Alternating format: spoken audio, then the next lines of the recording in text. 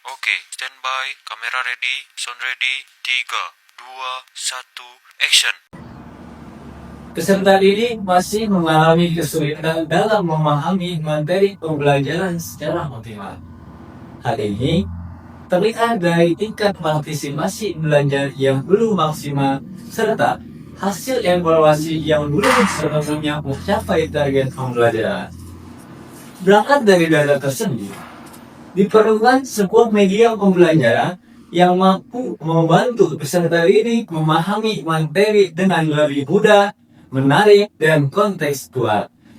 Oleh karena itu, pada video ini akan ditampilkan praktik menggunakan media pembelajaran sebagai solusi untuk meningkatkan pemahaman dan keaktifan peserta didik dalam proses belajar.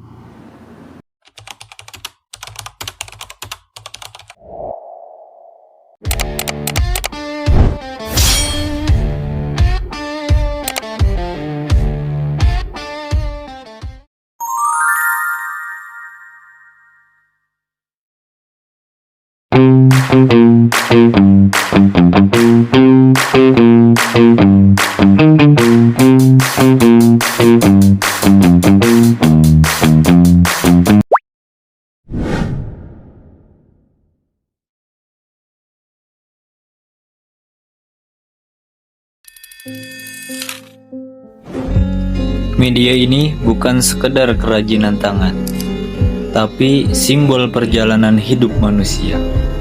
Karena dalam hidup, arah kita ditentukan oleh niat, dan yang menggerakkan kita adalah nilai-nilai kebaikan. Yuk, langsung saja kita siapkan alat dan bahan-bahannya.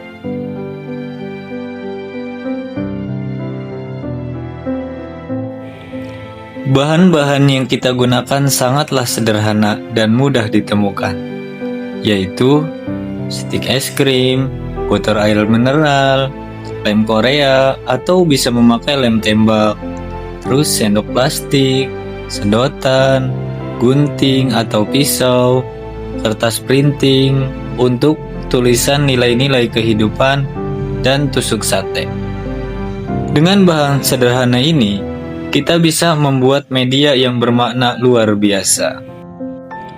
Pertama, kita susun stik es krim membentuk rangka penopang seperti meja kecil dan dudukan kincir.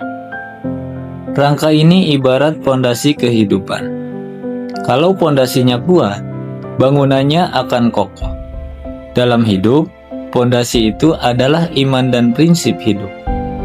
Rekatkan menggunakan lem hingga kuat dan stabil. Selanjutnya kita pasang tiang dari stik es krim sebagai penyangga kincir.